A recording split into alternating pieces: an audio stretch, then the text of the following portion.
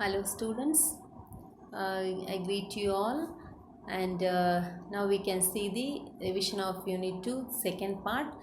So in the first part we have seen about air pollution, water pollution, noise pollution, marine pollution and thermal pollution. And from this unit, this session, the part 2 session, we can see from nuclear pollution. So radioactive pollution, or it is known as nuclear pollution, or it is known as nuclear hazards. So here it is the addition of unwanted radioactive materials to the environment which causes dangerous effects to living organisms. That is known as radioactive pollution. So unwanted radioactive materials are added to the environment which causes dangerous effects.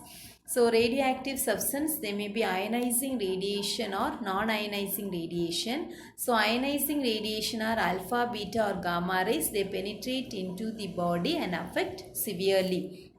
Non-ionizing radiations, they cannot penetrate into the body but they affect the skin like X-rays, UV radiation, etc. Now what are the sources of this nuclear pollution or radioactive pollution? There are two sources. The first one is natural sources. So naturally occurring radioactive isotopes like K40, radon-222, etc., thorium, uranium, they are present in the environment. Krypton 40. So some living organisms in the soil, rock, air and water also, they emit cosmic radiations. Now volcanic eruption, earthquake, they are also emitting cosmic radiations. Now coming to the man-made sources. Man-made sources, it is the improper storage of nuclear waste. Then breakdown of aeroplanes, satellites, accident in handling or transportation of radioactive materials, then cell phones, TV, nuclear power plant, X-rays, diagnostic kits, testing laboratories, all these are man-made sources for radioactive or nuclear pollution. Now what are the effects of this pollution, nuclear pollution? So radioactive pollution, it affects the cells in the body. It affects the function of glands and organs in our body. Then people suffer from blood cancer and bone cancer if exposed to doses around 100 to 1000 roentgens. Now, unlike other pollution, this radioactive pollution, it causes genetic disorders even in subsequent generations. Even future generations also will be affected due to this radioactive pollution. Then the use of eye is vulnerable to radiation. They become opaque, forming cataracts, and it will be impairing the sight. Then acute radiation sickness is marked by vomiting, gums bleeding. Then in severe cases, mouth ulcers are also there. Then in some cases, internal bleeding will be there, blood vessel damage is there, skin red spots can be seen. Then exposure of the brain and central nervous system to high doses, it causes delirium, convulsions, and finally death within hours or days. Nausea and vomiting will be there. Gastrointestinal tract will be affected. Then infection of the intestinal wall can kill weeks afterwards. Then unborn children, they are also vulnerable to brain damage or mental retardation if irradiation occurs during formation of the central nervous system in early pregnancy. So during the formation of central nervous system, if the mother is exposed to radiation, then that causes nervous damage or mental retardation or brain damage in the unborn children. So these are the effects. Now how to control this nuclear pollution? So here nuclear devices should never be exploded in air. It should not be exploded. Production of radioisotopes should be minimized. Then minimum number of nuclear installations should be there. In nuclear mines, wet drilling can be employed along with underground drainage. Then extreme care should be exercised in the disposal of industrial waste contaminated radionuclides. Then we have to use protective shields. Containment should be employed to decrease radioactive emission. Then the fission reaction should be minimized. The nuclear medicine therapy, radiation therapy should be applied only in minimum doses. Then monitor the worker's body periodically, and we have to provide remedial measures immediately. So all these things can be used for controlling nuclear pollution. Now, how to dispose this nuclear waste? See, industrial waste or domestic waste or agriculture waste, it will be just dumped into the soil normally. They will be just dumping it. But nuclear waste, it cannot be disposed as such. So nuclear waste are classified into three categories: high level waste, medium level waste, and low level waste. So high level waste includes spent nuclear fuel, and it has high reactivity. It should be placed in concrete lined glass containers, and it should be converted into inert glassy materials. Then they should be buried deep into the earth or stored in deep salt mines. Then the next one is minimum level waste or medium level waste. It is filters, reactor components, etc. So they are solidified and are mixed with concrete in steel drums. Then they are buried in deep mines or below the seabed. Then the last one is low level waste, and they are radioactive contaminated liquids or solids. They are disposed in steel drums in concrete lined trenches or below the seabed. So in that way only it should be disposed. Nuclear waste should not be disposed as such. The disposal is somewhat difficult. Coming to the solid waste management, solid waste management. Solid waste are produced due to urbanization and population growth in developing countries, and it has led to enormous solid waste generation. Nearly 7.6 million tons of municipal waste, solid waste, is produced per day in developing countries. So India is also a developing country, and India also produces 7.6 million tons of municipal solid waste per day. Now, what are the types of this solid waste, or what do you mean by solid waste? So, unwanted solid substance thrown by human beings and animals is known as solid waste. Any unwanted solid substance that is thrown out, it is known as solid waste.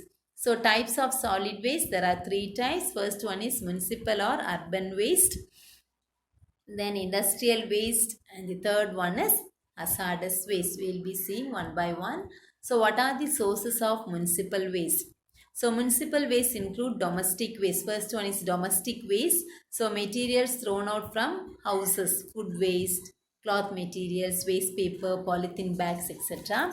Second one is commercial waste. It include waste coming out from shop, market, offices, hotels, institutions, etc. Waste paper, packing materials, polythene bags, etc. And the third one is construction waste. So it includes waste of construction materials, wood, concrete, debris, etc. And the next one is biomedical waste. So biomedical waste include waste organic materials, that is infectious waste. And the next one is biodegradable waste.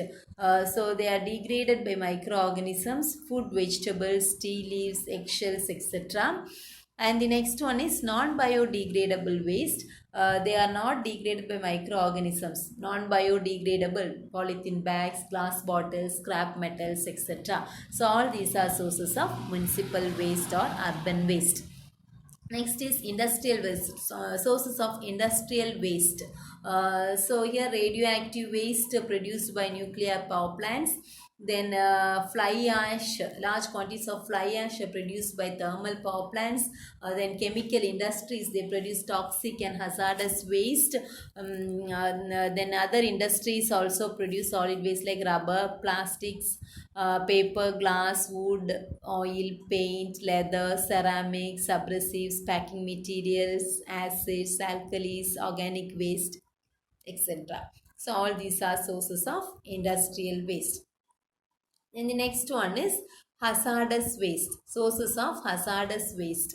So here chemical manufacturing companies, So these chemical manufacturing companies, they produce hazardous waste, then petroleum refineries, paper mills, smelters, radioactive substances, biological waste. They all give out hazardous waste. Now, what are the different types of hazardous waste? First one is toxic waste. See, hazardous waste means waste which poses substantial danger immediately or over a period of time to living organism. See, it causes danger immediately or in a long period of time to living organisms. So toxic waste, they are poisonous even in small amounts, cyanide or poisonous substances like that. Then reactive waste, they react vigorously with air, water, heat and generate toxic gases, gunpowder, nitroglycerin, TNT, etc. Then corrosive waste are there. They destroy materials and living tissues by chemical reactions, acids and bases. Then radioactive waste, they are from nuclear power plants.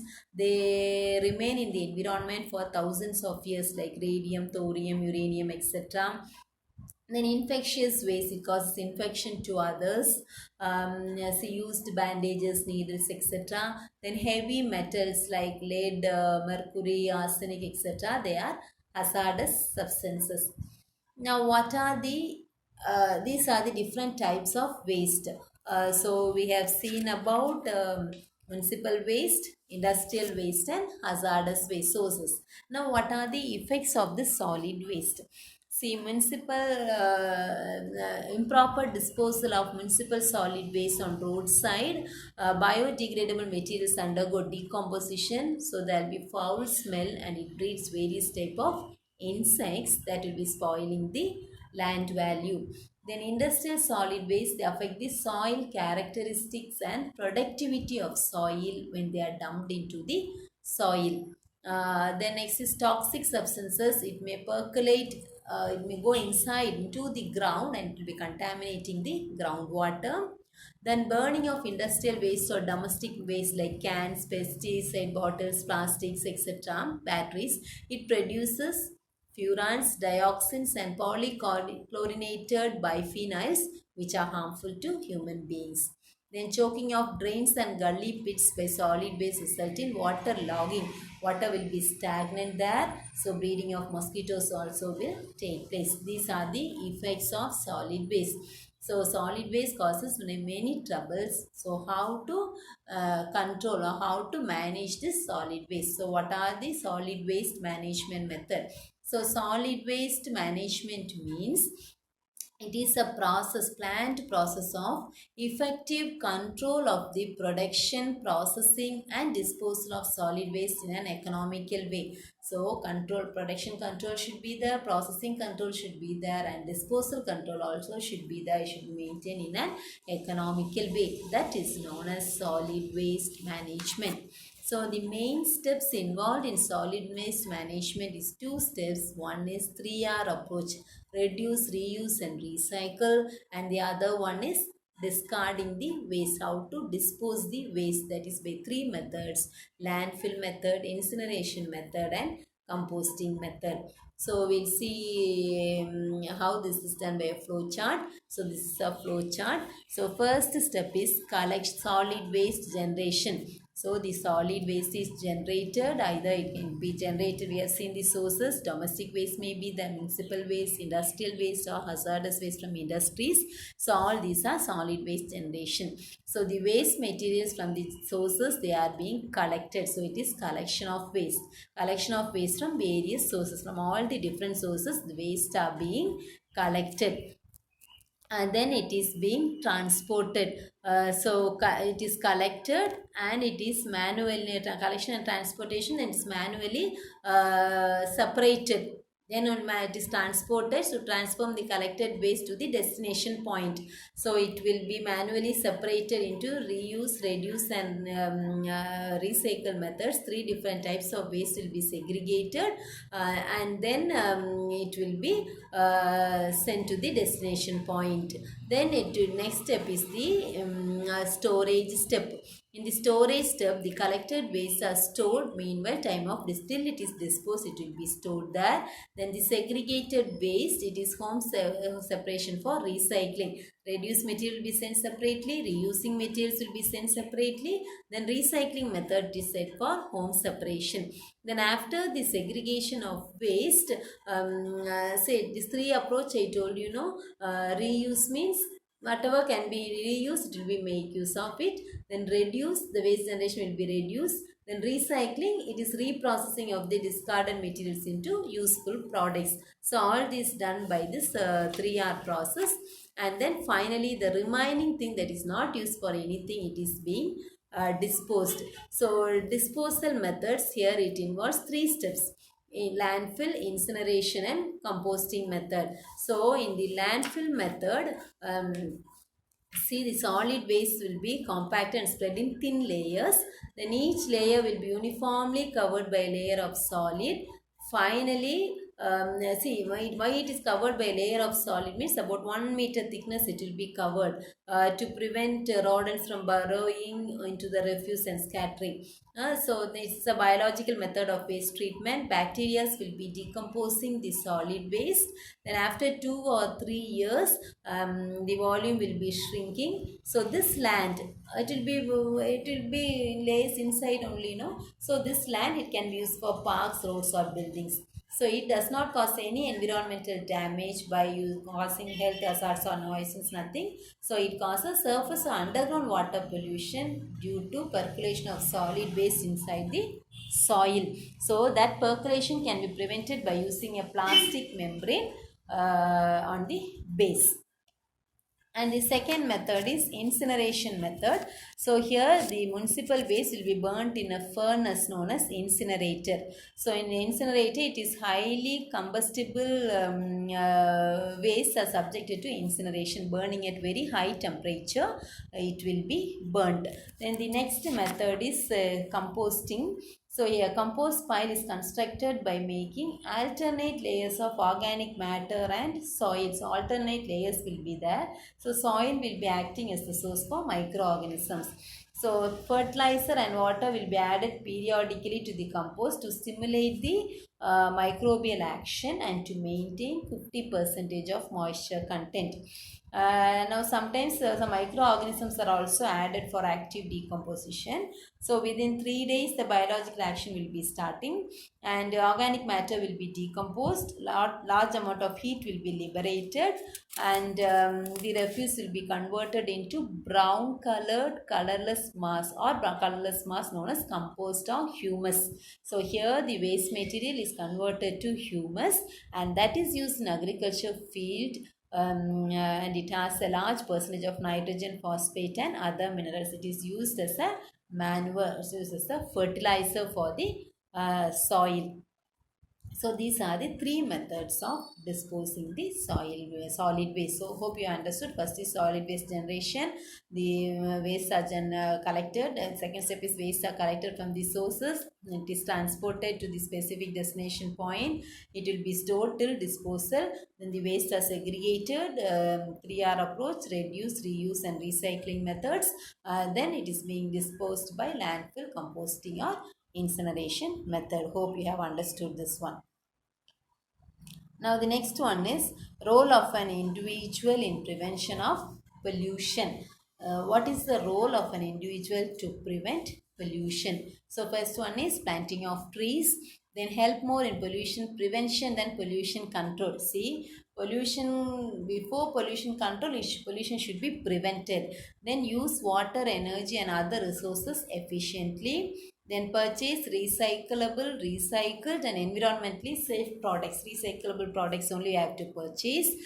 Use CFC, chlorofluorocarbon-free refrigerators. Use natural gas.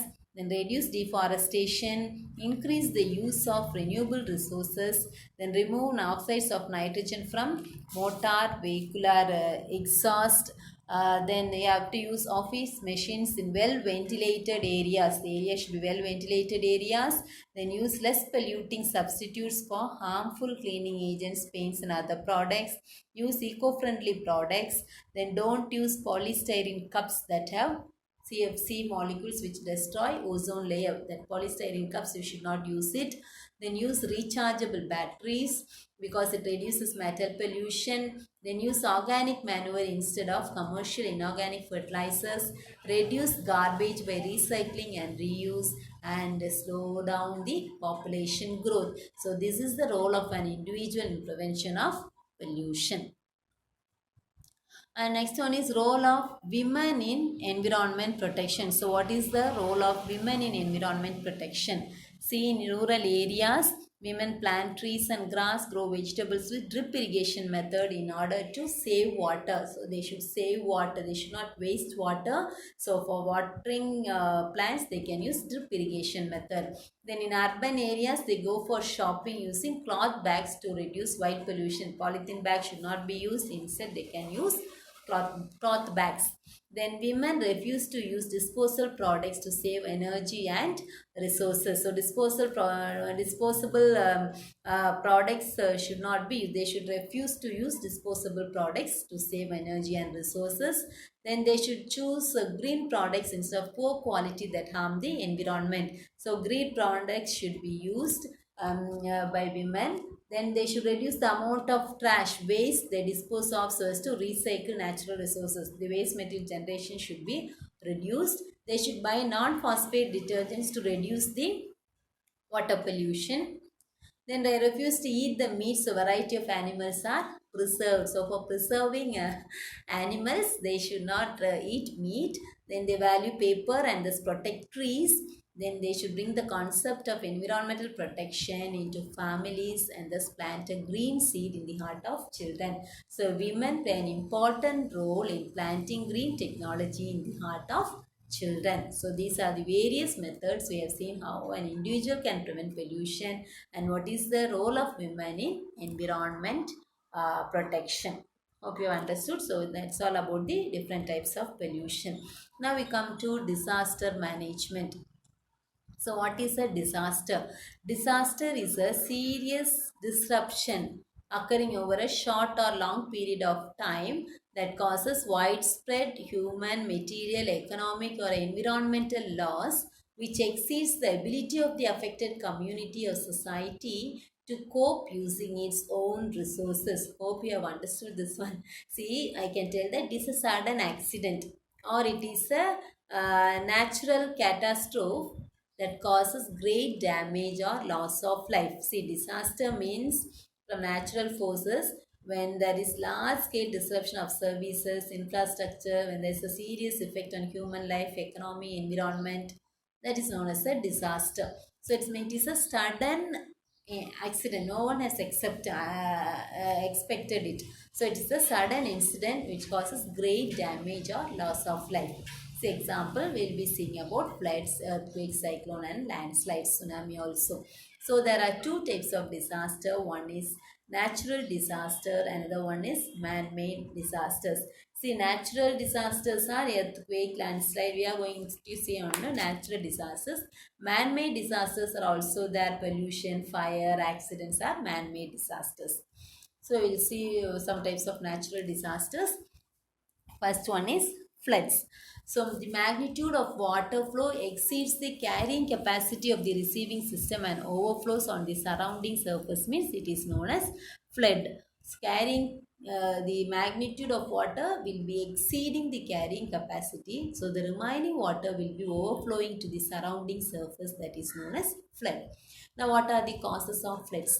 See, first one, heavy rain, then sudden snow melt, clearing of forest, sudden release of water from dams, then rainfall during cyclone, human activities which prevents the infiltration of water into the soil. Heavy rain, sudden snow melt, the clearing of forest, So there are no trees to absorb the water. Then sometimes water will be released suddenly from dams, rainfall during cyclone.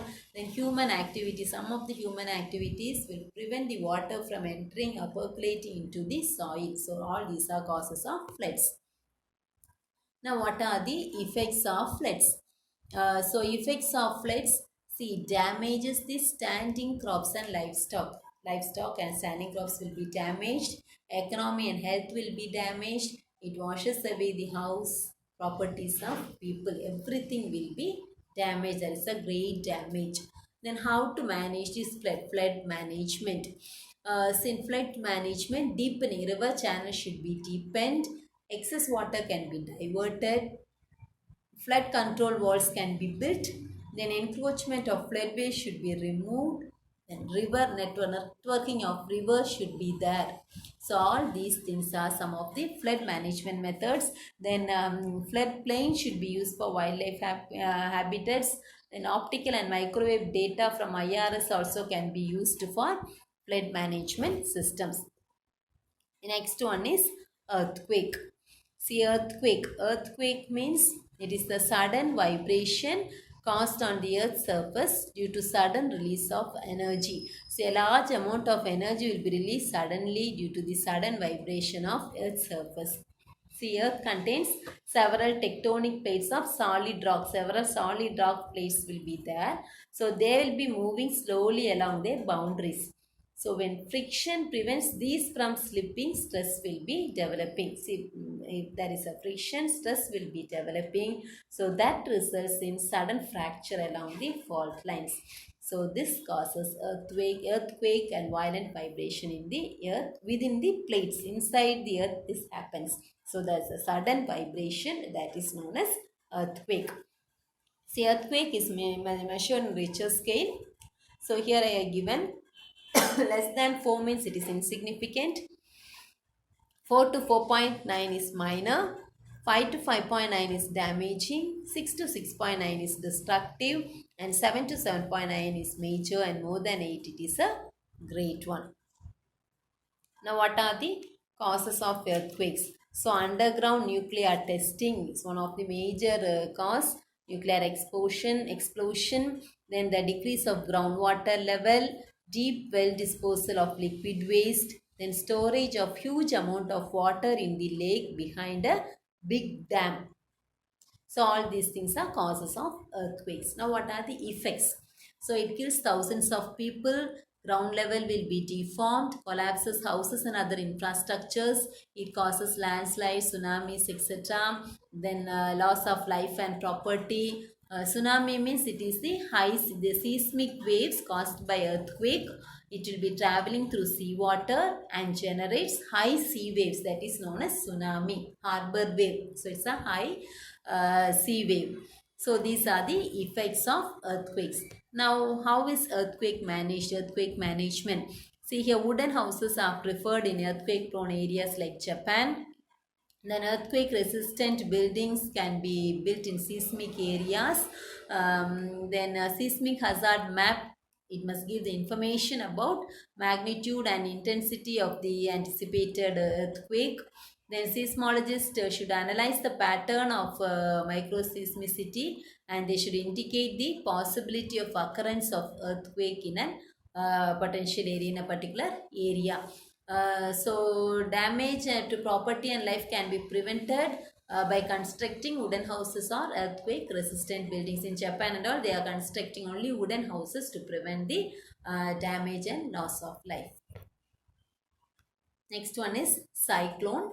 So cyclone is a meteorological phenomena and intense depressing forming over the open seas or oceans and moving towards the land. There will be a depression in the sea and that will be moving towards the land, that is known as cyclone. So on reaching the shore, it moves into the inner parts of the land or along the shorelines.